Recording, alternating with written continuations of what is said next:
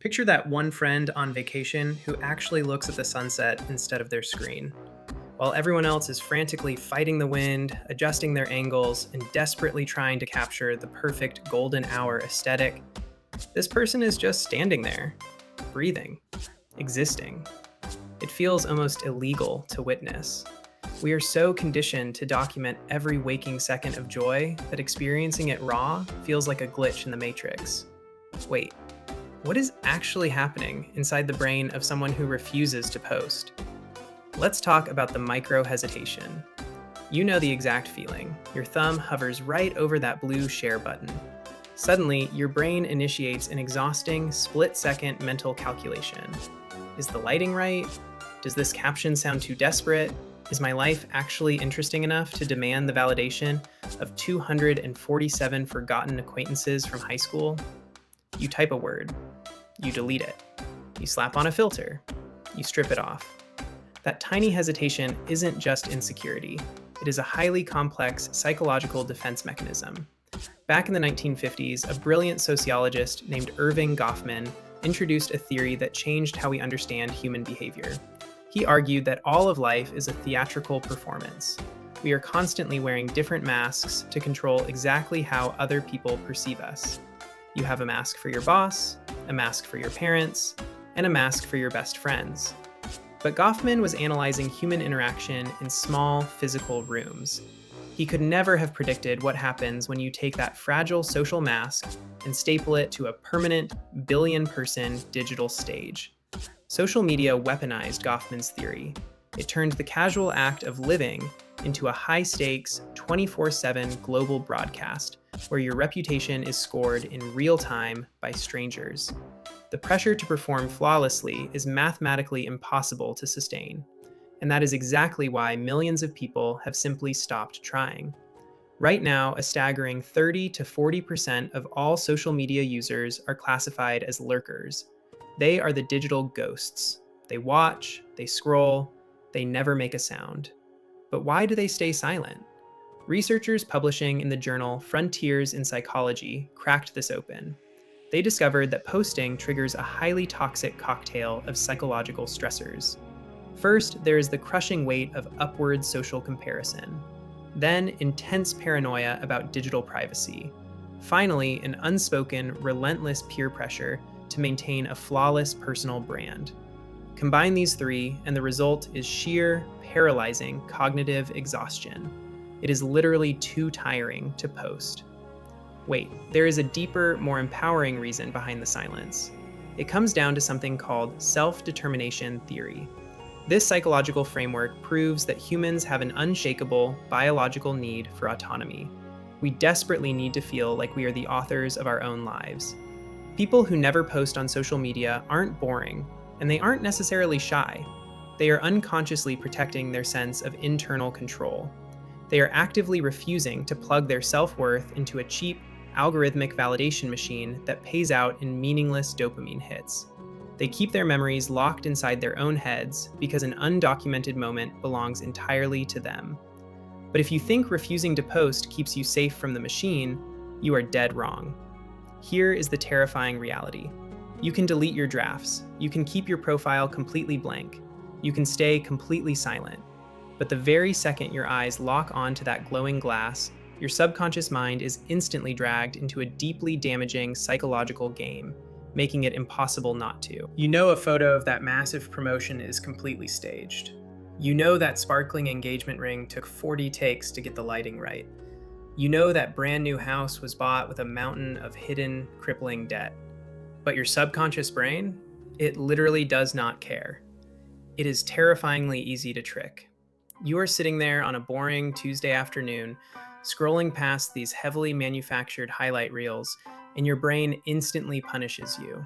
You feel a sudden knot in your stomach because the human brain evolved to constantly measure status. It cannot differentiate between a curated digital image and physical reality. It whispers, "They have more than me." It is a biological glitch. Your logical mind screams that it is fake, but your nervous system reacts as if you are actively falling behind the rest of the tribe. People who refuse to post have simply recognized this biological trap.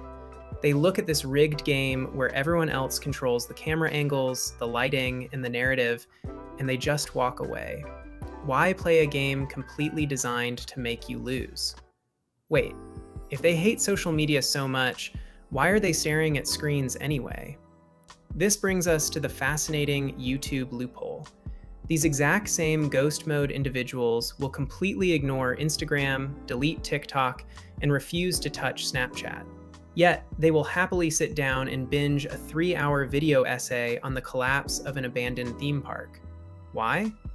Because YouTube offers the ultimate passive relationship. It is pure, uninterrupted consumption.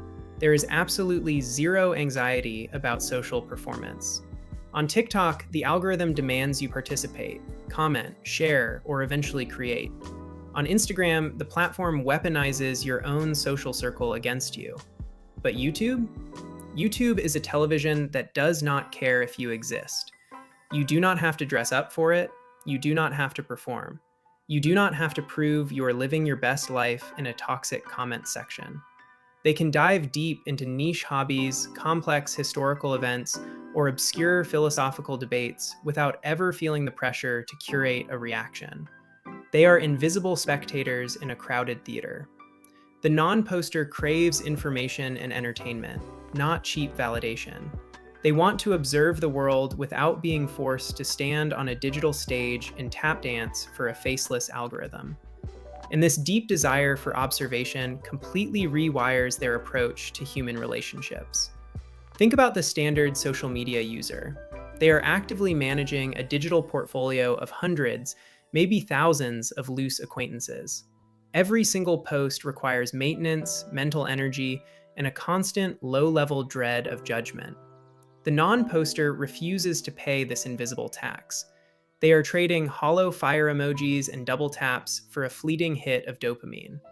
The non-poster looks at that exact same transaction and feels completely, utterly exhausted. They would vastly prefer to have exactly 5 friends who actually know their real, unedited life. They want friends who know what their living room looks like when it is messy. They want friends who have seen them fail, cry, and panic in real time. They gladly trade 1,000 hollow digital reactions for a handful of bulletproof, real-world connections. They are guarding their privacy like it is the most valuable asset on Earth. But here is where this quiet, invisible behavior turns into something almost superhuman. Because they spend absolutely zero energy projecting a fake image to the world, all of that mental processing power gets redirected outward. They are not thinking about how they look. They are watching how you act. Non-posters become hyper-observant human lie detectors. They notice the micro-expressions you try to hide. They catch the subtle shifts in your tone of voice. They see the exact moment your fake smile drops when you think nobody is watching. And this terrifying level of perception leads us to a massive hidden revelation about the two completely different types of human self-awareness. Because disappearing from the grid is the ultimate power move. Let's break down the profound psychological divide separating the posters from the ghosts. Psychologists split human awareness into 2 completely different realities. First, you have public self-consciousness. This is the exhausting, relentless obsession over how your life appears to everyone else. It is an endless performance. You are constantly monitoring your angles, your aesthetic, and your perceived success. But then you have the holy grail of mental peace, private self-consciousness. This is the incredibly rare ability to deeply explore how an experience actually feels to you, completely detached from an audience. Choosing private self-consciousness today isn't just a quirky lifestyle choice. It is a massive, undeniable flex of emotional intelligence. Wait, think about what happens when you pull out your camera. Performing an experience fundamentally ruins the reality of that experience. A blazing, purple-streaked sunset is infinitely more magnificent when you aren't desperately trying to capture the perfect exposure. A deep, vulnerable late-night conversation with a friend is intensely more meaningful when you aren't secretly mentally writing a clever caption for it. When you stop documenting, you start feeling. You absorb the raw, unfiltered emotion instead of just manufacturing a cheap aesthetic. And this perfectly exposes the grand, tragic paradox of social media. A decade ago, the algorithm promised us an authentic, deeply connected global community. We thought we were building a digital village. Instead, we accidentally engineered a highly toxic performance economy. We built a virtual theater where quietness is treated with intense suspicion. In this bizarre landscape, if you don't broadcast your promotions, your vacations, or your relationships, people literally assume you are miserable. We have warped human interaction so severely that absolute silence is now viewed as a symptom of failure. Why on earth is keeping your profound joy to yourself considered a red flag? It is absolute psychological insanity. Opting out of this endless, exhausting digital circus isn't hiding in the shadows. Stepping off the stage is not an act of defeat, and it is definitely not antisocial behavior. It is the absolute highest, ultimate form of self-respect. By deleting the apps, you are boldly reclaiming the exclusive rights to your own memories. You are refusing to monetize your personal happiness for cheap dopamine hits. Fast forward to the very end of your life. Close your eyes and picture that final, quiet moment.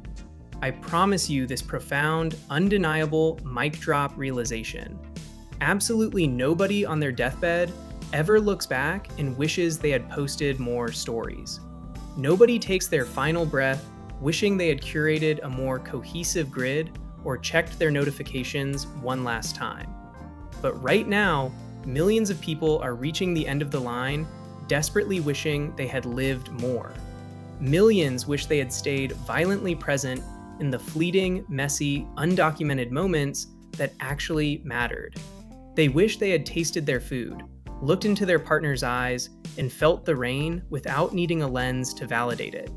So take a breath, let go of the invisible audience, and actually experience your life. If this message resonated with you, hit that subscribe button right now. Click the join button below to become a channel member and help support these deep dives. Stick around, watch another video, and keep exploring the psychology of our modern world. Protect your peace, ruthlessly guard your attention, and always remember the real reason why the happiest people choose to walk away entirely. Because disappearing from the grid is the ultimate power move.